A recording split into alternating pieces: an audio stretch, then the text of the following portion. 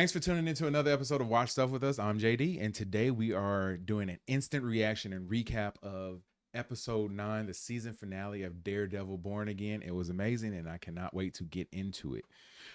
So yeah, first off, we will start the episode off with a flashback of a year ago with Vanessa meeting Poindexter, Mr. Poindexter, aka Bullseye, in the mental institution that he was in. So basically, she was looking to hire him to kill Foggy pretty much, because Foggy, as we learned later on in the episode, was onto some things that Vanessa was doing and some of the plans that they had for expanding the port and also being able to take over and ship anything out of that port, bring anything in if they want, untaxed, everything. So yeah, he was basically had figured that out, that was happening. So she knew that she had to take him out.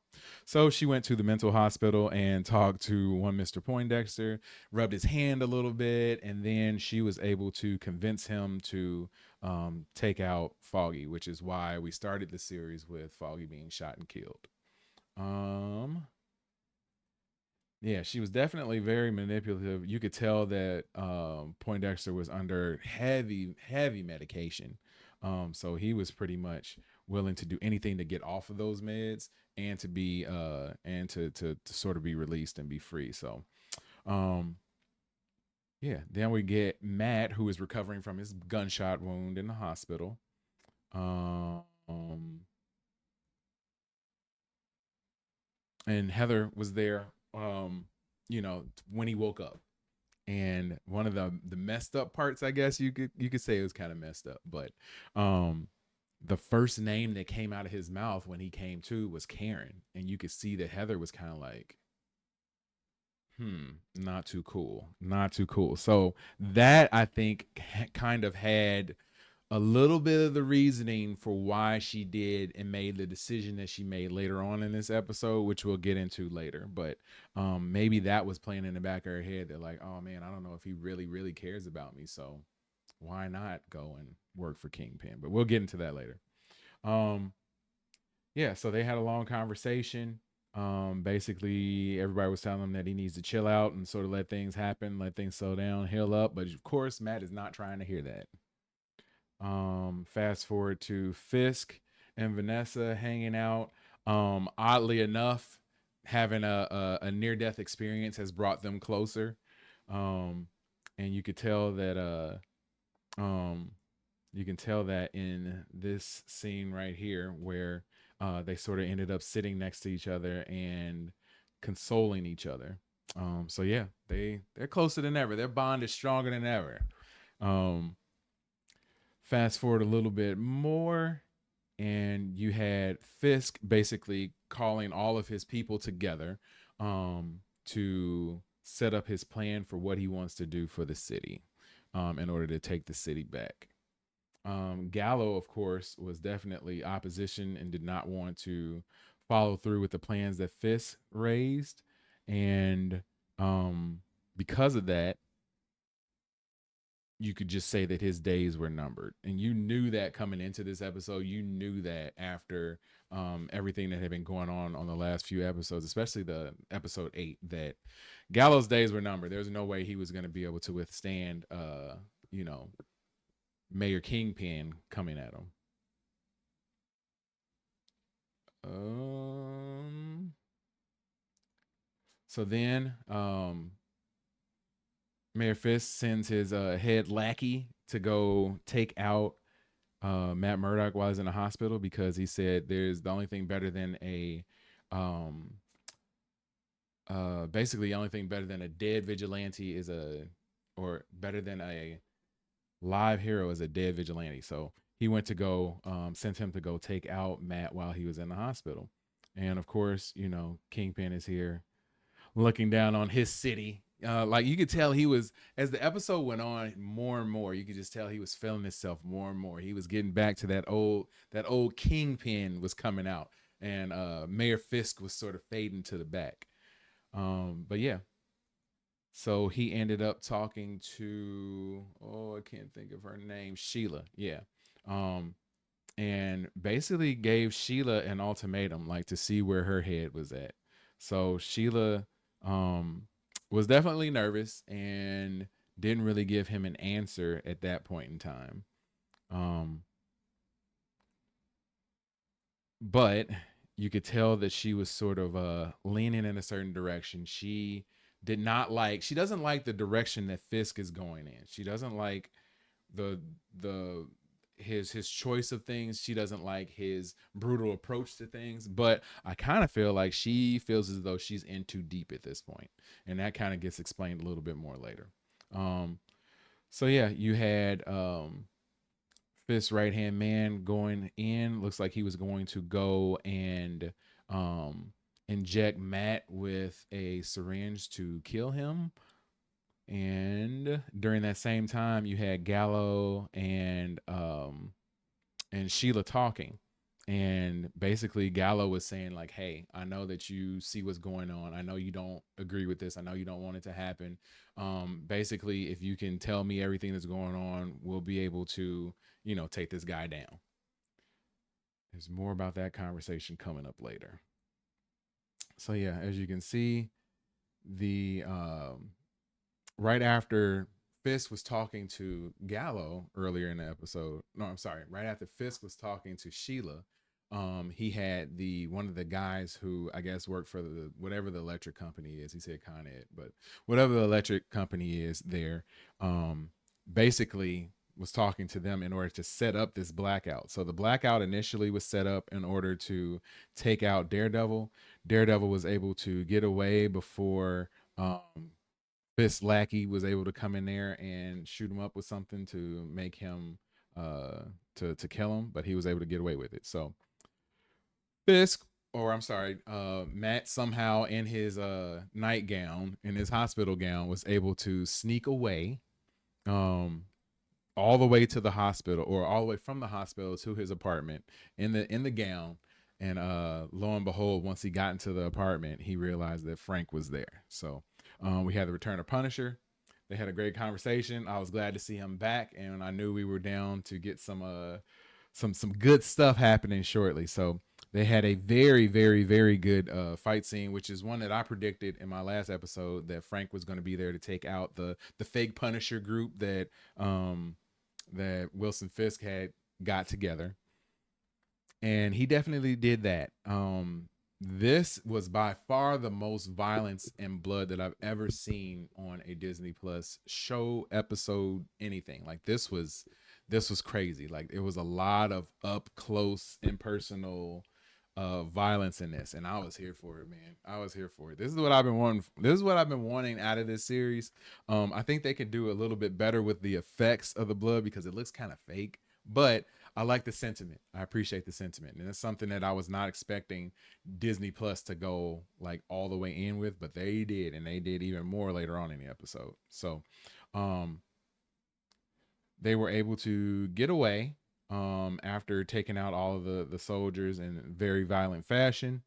Um, it was a little bit fake with the way that somebody, I guess, they threw in a grenade, and um, Daredevil and Frank were able to jump out of the window of his apartment, out of Daredevil's apartment, and somehow they magically landed on a car that had to be like 20 yards away. So I get you can jump out of a building and you might be able to get 25, 30 feet away from the building, but to get like 60, 70 feet, like almost across the street, I don't really believe that, but whatever.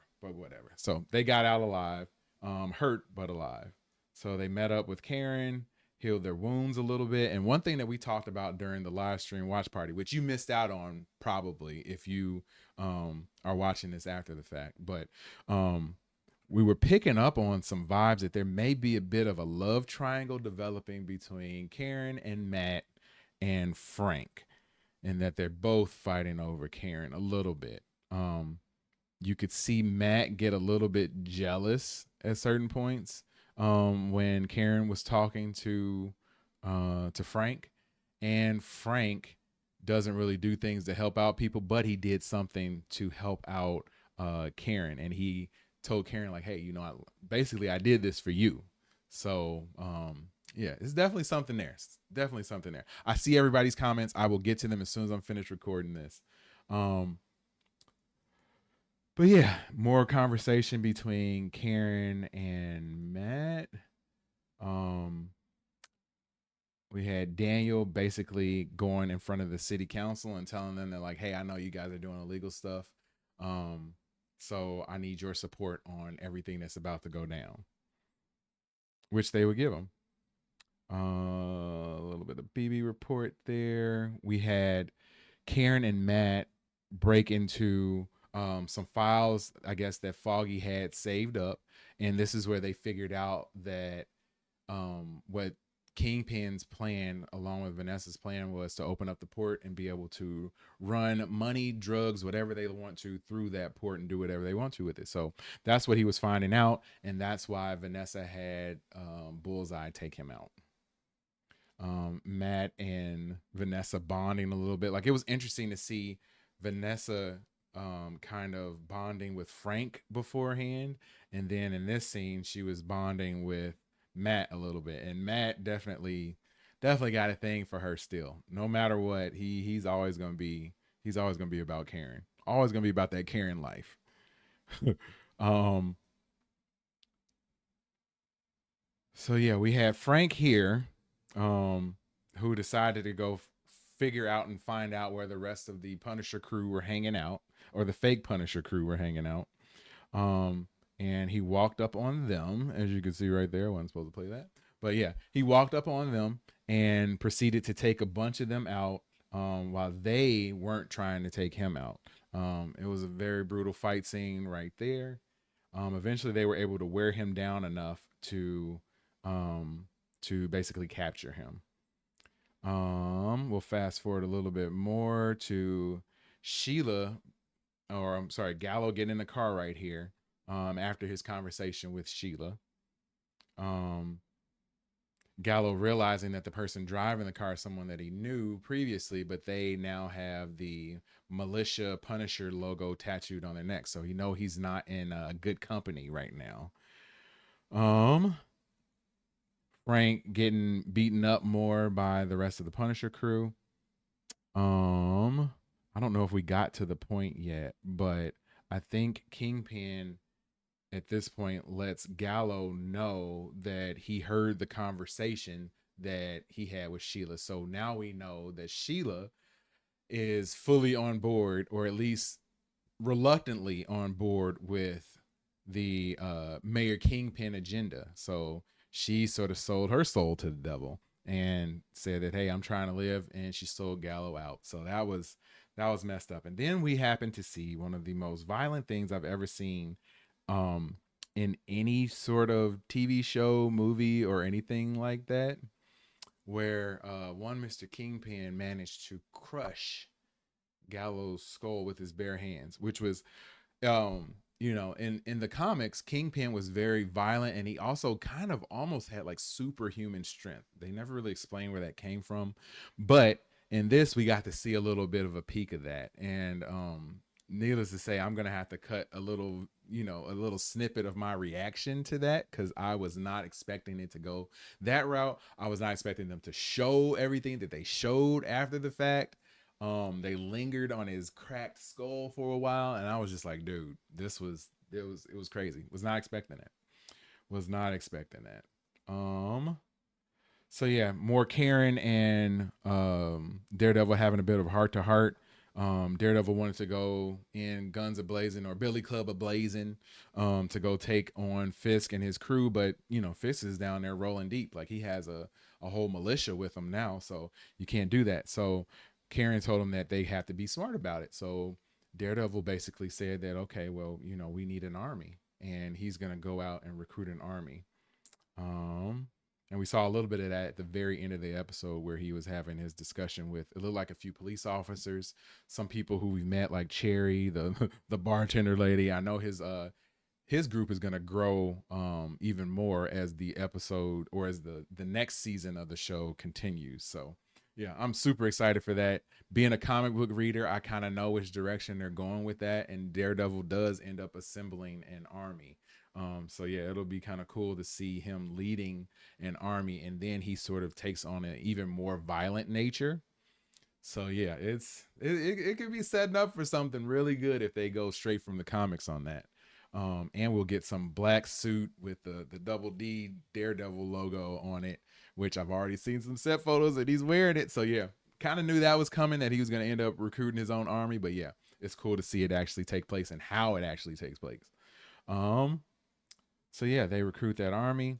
Um, Fisk basically places Heather in charge of, I guess, like human health services or something, some sort of major appointment among his cabinet, I would say, for the city. And I think that Heather kind of took this because partially because Matt, when he woke up, said Karen. Like, I think that she's in her feelings. She doesn't trust who Matt is. And I think that she is kind of turning on him a little bit, and this is part of that. So I don't know exactly where that's gonna lead, if she's gonna fully turn on him. But yeah, wasn't a good look for her, and now she's gonna be, under Kingpin's thumb as well. So that was a turn that I wasn't exactly expecting. Then we had Fisk basically telling the entire city that they're on lockdown. There's a martial law being placed, 8 p.m. curfew, and the people are not going to be happy about that, but it's going to allow him to, basically control everything. And then we had Karen and Matt having more of a heart to heart before Matt eventually steps out, and you see the beginnings of his crew of people that he is going to form in order to fight back against Kingpin and his crew. We end the episode with Kingpin walking down the hallway to Vanessa, or with Vanessa, and you see that he has tons of people basically in cages. People who he does not want to kill, but he has them trapped in cages, including Frank. Which we had a post-credit scene, and we'll talk about that in a second. But yeah, had Frank in the cage too. While we got to look at different shots of the different characters and which side they're on. So yeah, it'll be cool to see exactly what happens. And you end the episode with the light on Daredevil flashing sort of from red to black, and then you end it with him, seeing him more in the black suit. So yeah, that's definitely coming. When we come back for next season, we're going to see black suit Daredevil with the double D logo on him. So yeah, can't wait to see that. And then we did have a post-credit scene where one Mr. Castle was able to convince a idiot guard to come over and shake his hand. He then proceeded to break his arm, which I'm assuming is going to be holding a key, and he's going to break out. So that's kind of where we ended things in this episode and for this season. So yeah, if I had to rate the episode on a scale of 1 to 5, I would give this episode a very solid 5 as far as this series has been going. It answered a lot of questions. It set things up for the future. It is going to prepare. It sort of laid the groundwork for everything that's coming next season. And you couldn't really ask for this show to do more, knowing how they had to change and edit things. So yeah, enjoyed it. I'd give it a 5. If I was rating it in the scale of like all of everything Marvel, I would probably only give it like a 4, maybe. Because yeah, you got things like Endgame and Infinity War. Those are 5s. Those are like about as perfect as you can get. But yeah, it was great, man. It was great. As far as this series go, by far the best episode of the series. But yeah, I really appreciate you for tuning in and checking out this recap. Please hit that like button, hit the subscribe button, drop a comment below, and just know that we have tons of watch parties going on for other shows, including The Last of Us right now. So don't be a stranger. Appreciate you for checking this out. Peace.